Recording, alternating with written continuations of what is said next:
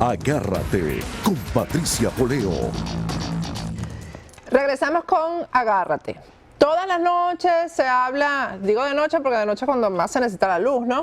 De que comienzan los apagones en diferentes sectores, sobre todo en Caracas, y bueno, cada vez se extiende más. Ha surgido muchísima información acerca de lo que aquí podía ocurrir, lo que está ocurriendo. Bueno, se ha hablado desde iguanas hasta gente que está desestabilizando y ha sido capturada justo en el lugar donde ponen o donde hacen explotar los transformadores. Bueno, se ha dicho de todo, pero la verdad es que el país cada vez tiene menos luz.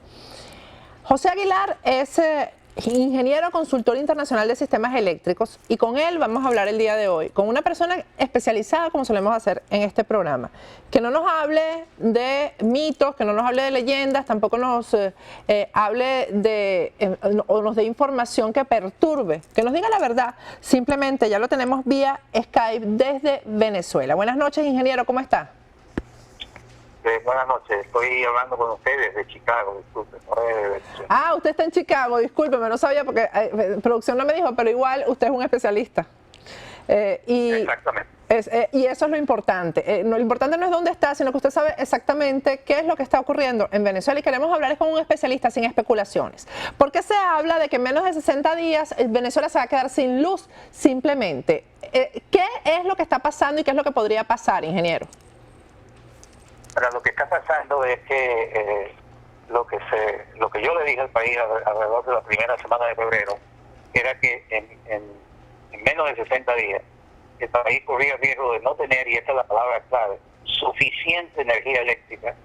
La energía se mide en gigavatios hora y eso va a ser sumamente traumático para una economía que ya está bastante maltrecha.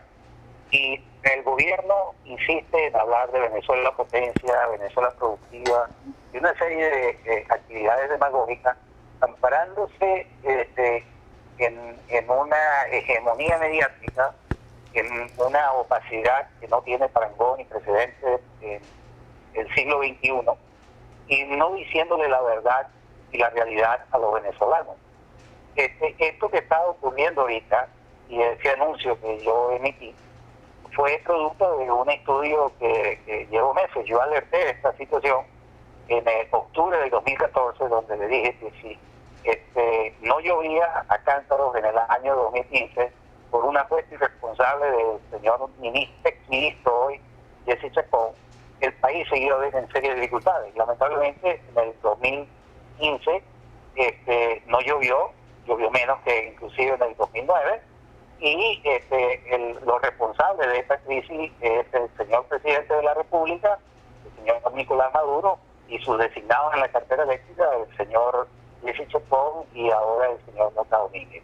Simple y llanamente abusaron de Guri, le trajeron en el 2013 y en el 2014 y el 2015, perdón, cerca de 13.000 gigavatios hora. Ese es el consumo de la ciudad de Caracas en un año. En esos 2 años se lo sacaron en demasía, y eso debió ser producido no por el Guri, porque Guri estaba atravesando un ciclo ideológico desfavorable que se llama comúnmente en una sola palabra sequía. La sequía no es que no llueve, sino que no llueve lo suficiente, y entonces en vez de recortar el Guri, en vez de ser más transparente y esos 13.000 gigavatios hora ponérselos a producir con el parque termoeléctrico de Venezuela, eso no se hizo. Y entonces ahora entramos desde a mediados de septiembre del año pasado en una condición de nivel en Guri que se llama mínimos históricos. Jamás en la vida habíamos estado.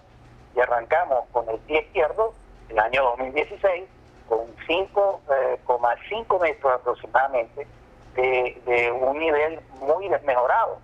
Y no llueve mucho en enero, en febrero ha llovido menos. Acabamos ahorita de cerrar con el peor enero en los 66 años de que se llevan estadísticas en Guri. Acabamos de cerrar con el peor febrero, que está terminando el día de hoy. Entonces, en marzo todavía llueve menos. Y hace unos días, la máxima autoridad eléctrica nacional, que es el señor Mota Domínguez, le dice al país de que el país se va a quedar sin energía. Las fechas aproximadas de esto están entre el final ¿cómo se llama?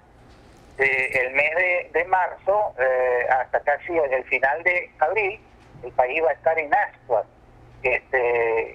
viendo a ver, guindando de unos pocos metros, y simple y llanamente esto no tiene absolutamente nada que ver con el niño, esto no tiene que ver con las iguanas, ni con las iguanas, con los raripelados, ni con el cambio climático, ni tampoco tiene que ver absolutamente nada con la demanda excesiva de los usuarios. Todo esto son mitos y fábulas de este señor. Simple y llanamente Venezuela tiene 17.500 megavatios termoeléctricos instalados. Desde el 2010 a la fecha, Venezuela ha tenido no uno, no dos, sino 3 decretos de emergencia eléctrica. Bueno, Los cuales, palabras más, palabras menos, era para resolver este rollo los venezolanos sin dilación. Y ha tenido una misión eléctrica, han tenido todas las leyes habilitantes y 40.000 millones de dólares solamente para megavatios termoeléctricos. Y el gobierno ha fracasado, ha tenido un descomunal fracaso, porque de los 17.500 megavatios termoeléctricos que tiene el país, 9.000 hoy en día más o menos están en 0 megavatios, no producen nada. Usted me dirá, Patricia, bueno, pero debe quedarle al país unos 8.500 megavatios que encienden.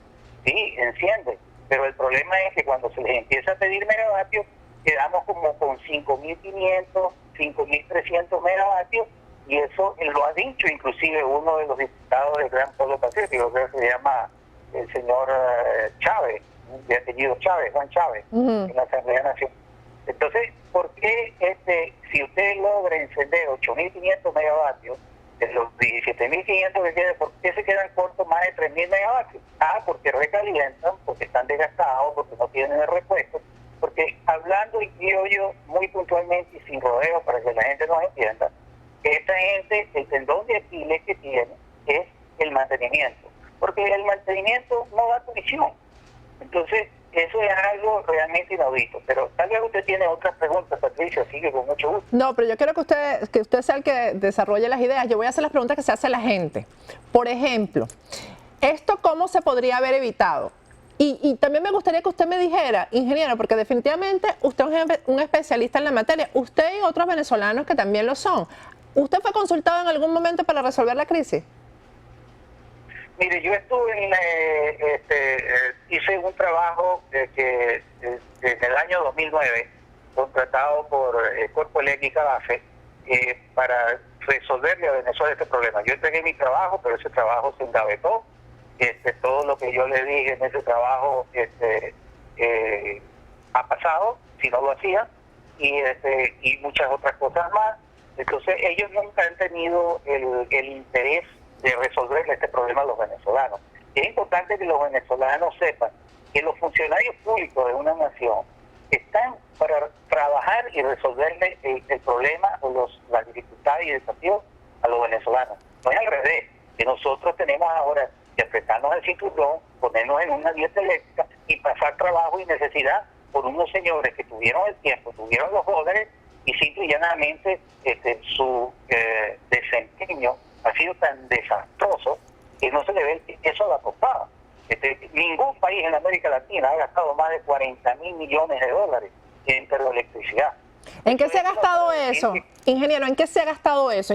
¿En dónde está ese dinero? Porque ahora después del corte vamos a ver un video donde el diputado Julio Montoya hace unas denuncias puntuales y todos los denunciados por él son funcionarios que tienen que ver con el sistema eléctrico en Venezuela. Entonces, ¿dónde está ese dinero? Mire, ese dinero fue malgastado. Mucho de ese dinero se fue en comisiones, o sea, soborno. Por ejemplo, tenemos un caso sonado en Andorra de un ex funcionario que se ganó 50 millones de dólares por dar una asesoría oral, tal vez parecida a esta conversación de teléfono. Con esos 50 millones de dólares usted hubiera podido reparar 800 megavatios de planta centro. O sea, aquí han habido dinero sobre dinero. El sonado caso de los bolichitos, Fairway, es una empresa que entre ellos y sus socios de los Estados Unidos, que se llama ProEnergy, cobraron dólares más, dólares menos, alrededor de 800 millones de dólares que no han debido cobrar. Son sobreprecios. Allí hay escandalosas ganancias, dinero y manejos turbios, y eso no debió ocurrir. Con esos 800 millones, yo hubiese podido repararle al país el mantenimiento, que le dije que no daba comisión, alrededor de 4.400 megavatios. Bueno, hubiese podido arreglar planta al centro y muchas otras instalaciones más que esta gente ha dejado morir. Que lo sepa. Estamos tan mal hoy en día, Sí. Patricia, que la termoelectricidad en Venezuela está a niveles inferiores de generación que los que teníamos en el año 2009 y 2010. Esto es totalmente inexcusable. Con mucho más usuarios, además. Con muchos más usuarios. Y así perdónenme que no lo escuché. Con muchos más usuarios en el 2016, por supuesto, ¿no? Por supuesto, somos alrededor de 3 millones más de venezolanos y aquí se nos vive cayendo a mentiras.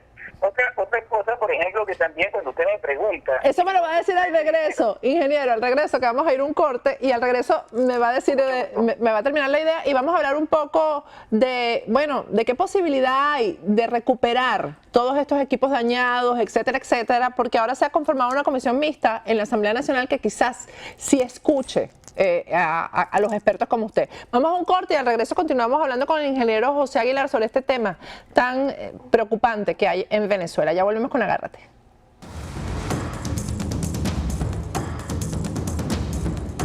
Agárrate con Patricia Poleo.